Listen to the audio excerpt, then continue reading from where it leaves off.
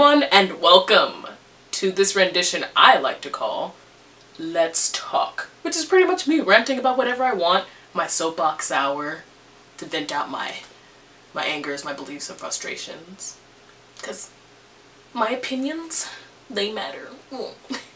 So I hope you guys enjoyed this first one. So we're gonna just keep it light and polite, and let's just talk about the Oscars. I'm gonna go ahead and do a predictions video because I'm a fan of movies. You know, I always have been, I always will be, and it's a big part of the reason why I'm doing this whole channel situation. So I thought, why not talk about the craft that inspires me every day with the most highest and most prestigious of awards that everybody tries to act like, psh, Oscars, you know, they don't matter. But really all the actors and screenwriters and directors are like, give me that Oscar! I deserve to win! I work hard! Like all the things, you know what I mean? But like, that's it. So, we're gonna go ahead and get straight to this thing. So the Oscar predictions. We're gonna rely on my handy little tablet here. No, in case you're wondering, I am not sponsored by Amazon yet. So, Jeff Bezos, if you're watching this. I can tell you how I feel about you night and day. I can tell you how I feel about you night and day.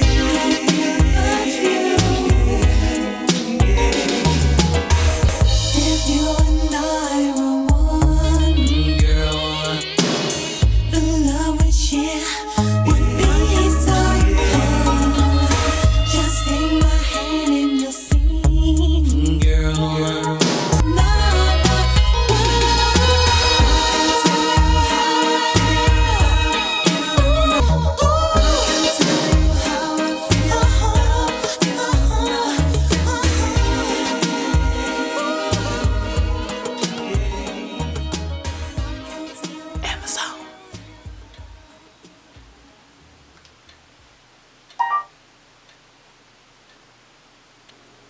Just for your consideration, this face.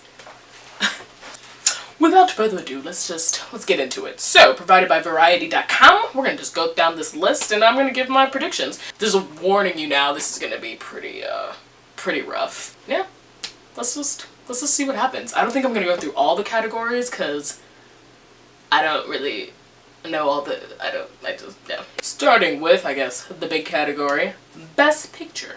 First we have Call Me By Your Name, which is essentially Moonlight for white people. The Darkest Hour, which is essentially Oscar bait British movie, Winston Churchill. It's about Winston Churchill. Churchill. Hilda Church, whatever. Then we have Dunkirk, Christopher Nolan's attempt at a war movie. He's Stanley Kubrick in it, you know, doing all the different genres, so good for him. And there's Get Out, the only movie that really matters on here. Lady Bird, the other movie that matters on here that I love. Phantom Thread, which is supposedly Daniel Day-Lewis's last role as an actor. See if he's lying or not. Only time can tell. And then there's The Post, aka the biggest Oscar bait movie of all time that got snubbed. And then we have The Shape of Water, a movie I really want to see by Guillermo del Toro, more about the monsters and everything.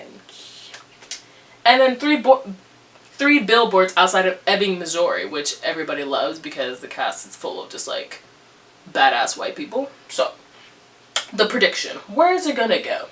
Let's see. We got Three Billboards Outside of Ebbing, Missouri has been getting a lot of word of mouth. And then The Shape of the Water has been getting a lot of buzz, but I'm not sure if it's gonna get Best Picture. Phantom Thread, The Post. The Post. I gotta love it. I can honestly see Lady Bird being somewhat of an upset, but taking it. And I love Lady Bird, but I know objectively it's, you know, not everybody's favorite. But then there's Three Billboards Outside Ebbing, Missouri, which has been getting a lot of traction as of late. As much as I would love for it to get out, and way earlier on, I was like, no, Get Out has a really good chance here, but with the climate and how the award seasons have been going, unfortunately it's been getting snubbed for a lot of things. I hope the Oscars does some sort of, if they don't give it Best Picture, Get Out needs to get something that it's nominated for, I know. Shape of Water all of a sudden has been getting a lot of buzz too. It's really Lady Bird, The Shape of Water, and 3 Billboards Outside of Ebbing, Missouri are the 3 that have been getting a lot of buzz. So, do I just give it to 3 Billboards? You know, like how these award shows are, playing it safe, even though I don't think, from what I've heard, there's nothing safe about that movie at all. It seems to be great. 3 Billboards? Do we see 3 Billboards? 3 Billboards or Lady Bird? That's really what I'm torn between. Because like a couple days ago, I was saying Lady Bird, but the more I look at 3 Billboards, I'm like, can it be? Should it be? All of them deserve it, right, at the end of the day, but, okay, 3 Billboards Outside Ebbing, Missouri. That's my final, I'm locking it in. 3 Billboards. Bam. Best Picture. My personal pick would be Get Out, because Get Out, if you haven't seen Get Out, it's one of the best movies ever made. Alright, so moving on to lead actor.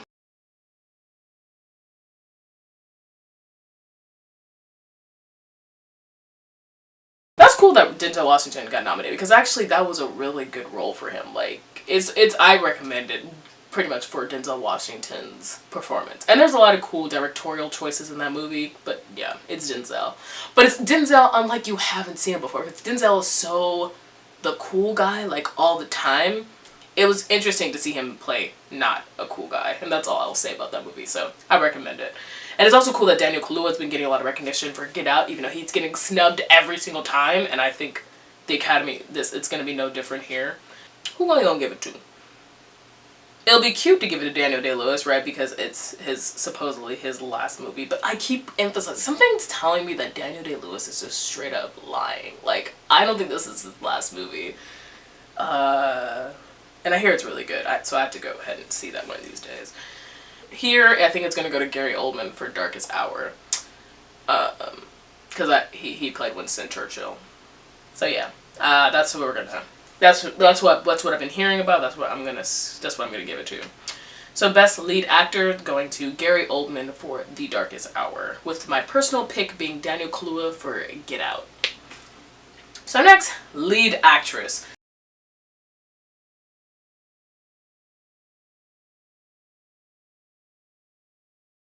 So lead actress, Sally Hawkins for The Shape of Water. I've been hearing a lot about her role. She's been getting a lot of buzz. It's really a toss-up, honestly, between Frances McDormand for 3 Billboards and Sally Hawkins for The Shape of Water. With Margot Robbie getting a pretty good buzz for I, Tonya, but I think she's going to get snubbed this year for one of these 2 ladies. Who does the Oscars give it to? Because I think 3 Billboards, all of a sudden, a runaway hit. I think it's going to clean up this award season.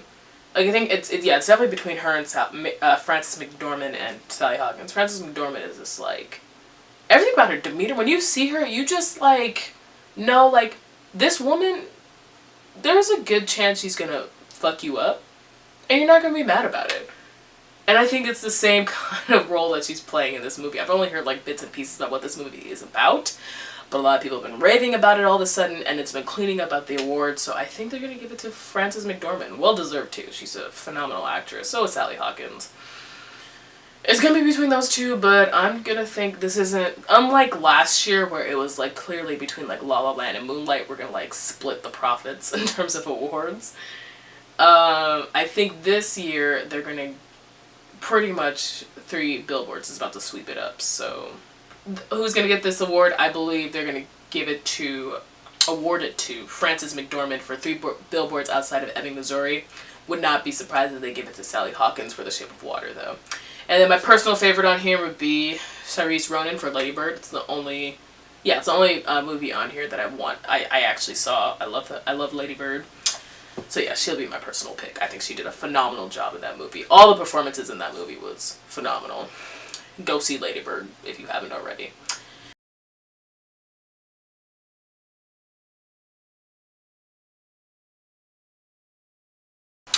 Sam Rockwell has been getting a lot of buzz for this movie, as opposed to Woody Harrelson, because they're both nominated for the same picture for 3 Billboards. So I think I'm leaning towards Sam Rockwell, only because he's, like I said, he's been getting it. I haven't seen The Florida Project, but I've really heard it's fantastic and it looks really good. And just from the trailer alone, William Dafoe looks great. I mean, William Dafoe as a father, I'm just so used to him being like the creepy, evil goblin man. But I saw it for the first time. I was like, oh, you're not as creepy as I thought. So I really want to see that. And a lot of people believe he should get it, but I think they're gonna give it to Sam Rockwell. William Dafoe was long overdue too. So is Sam Rockwell. He's such a great well-rounded actor, I believe. But yeah, it's between those two. It's between William Dafoe, I think William Dafoe and Sam Rockwell for 3 Billboards and the Florida Project. So who did they give it to? Who are they gonna give it to? There's Christopher Plummer, who he just should get like an honorable mention for pulling everybody who was in, I mean, grant all the scandals that happened with All the Money in the World, they should have a special prize for finessing that situation. I mean, do I need to get into what happened? Do I need to get into it? I mean, I have no words. Who's gonna go to? Sam Rockwell or William Dafoe? Sammy Rock? Is it Sam? Are they rocking with Sammy or are they Dafoeing the William? What are they doing? Are they Dafoeing the William? They should. They could. They could. See, this is where I messed up. I need to see who. A good predictor of this is figuring out who won the SAG award. And I think Sam Rockwell did? Who won the SAG? Screen Actors Guild. Who did that? Like, I can easily look this up. And maybe possibly change my answer. So to give it to Sam Rockwell for 3 billboards outside of Ebbing, Missouri, I believe that's who is going to get for supporting actor, with an honorable mention for Christopher Plummer for just being a good sport and all this shenanigans with that all the friggin' money in the friggin' world, bitches. Okay, moving on to supporting actresses.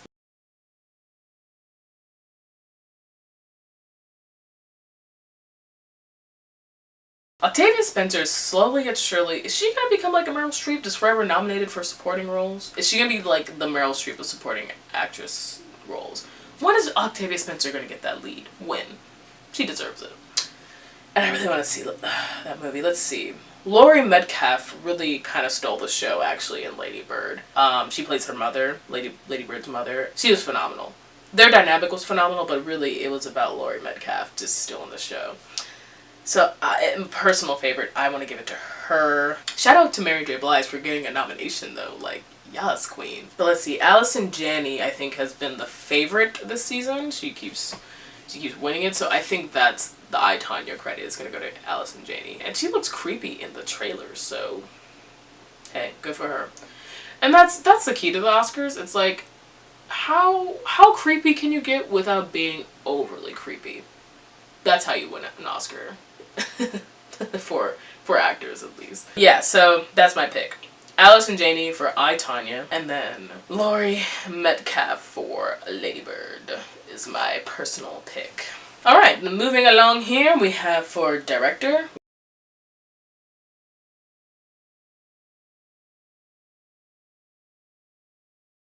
Fun category.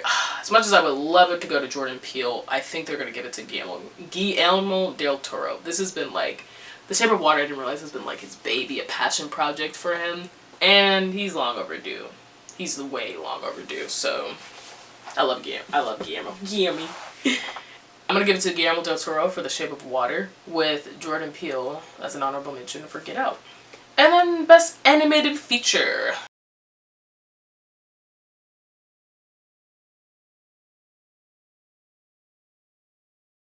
Who's gonna get it for animated feature? Obviously The Boss Baby, so moving right along.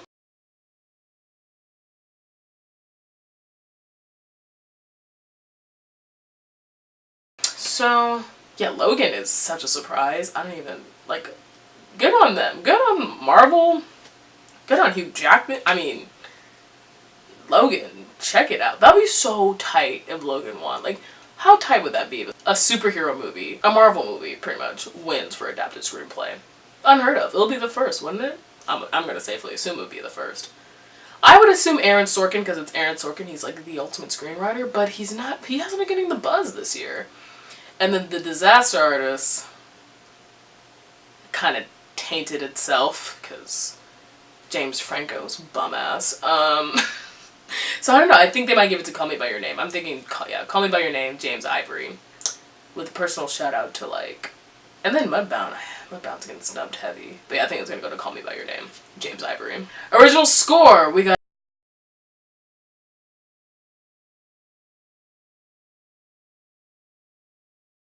The Shape of the Water, from what I've heard, sounds gorgeous. And I think they got the Golden Globe. So I'm gonna go with The Shape of Water. I know we got both Hans Zimmer and John Williams in this category though, but I don't know if it's their year. I don't know.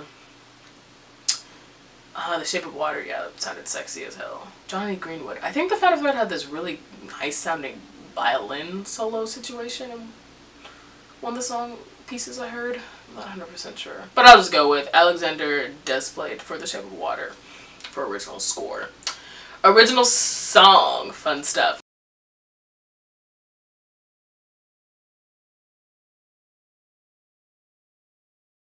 That one.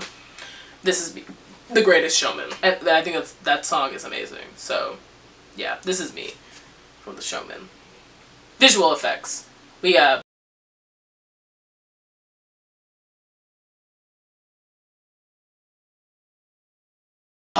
woo! This is a sexy category. Oh my goodness. Yeah, the only one I did not see here was Kong Skull Island. It's okay, though. War of the Planet of the Apes. Oh, such a great series. Blade Runner 2049 probably is gonna get it though, right? Yeah, visuals, cinematography, all that. Because that movie is visually just stunning, masterful. The color palettes, everything about it. But in terms of visuals too, I mean, whoo! Them robots do. I think they're gonna give it to Blade Runner. Blade Runner 2049 for visual effects.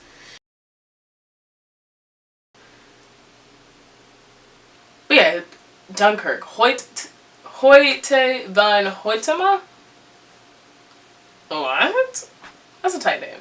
It's tight. I'm just mad I can't say it. But it's like Hoyt and then Hoyt again, but then Tema. Hoyte van Hoytema. Something like that. What? Oh. That, I think, is that one about heroin? That's... Okay. Best live action short film? My Nephew Emmett. I'm just gonna... Why not? Sure. Best foreign language film? One of these is getting a lot of buzz. I think it's The Square from Sweden. So I'll say that. Can't remember which one it was, but I think it's that one. Jonathan Amos and Paul Matchels? Matchels? Machels. Machels. Like Machels. Machels. I don't know. Well, that has more to do with the mixing more than editing. Well, no, I'm lying. I don't know what I'm talking about. The Shape of Water. It's gonna be mixing and edit. They're gonna give it to The Shape of Water because Oscars. Get Beauty and the Beast out of here. That remake. All y'all try to convince me that that remake was the one. Spoiler alert, it wasn't. Sorry. Because of just simply how Gary Oldman looked. They made his ass up, so I would give it to him for makeup and hair. I have no idea. Just give it to Kobe Bryant. Give it to Kobe and Glenn Keane, man. Glenn Keane is the man. He is responsible for my childhood, basically. So is Kobe Bryant in a way. Like in a different way. But having them two together and make this cute little short, give it to Glenn Keane and Kobe Bryant. Iconic duo. For first of all, he's been acting for like ever, and just that I don't know what I'm saying. Okay.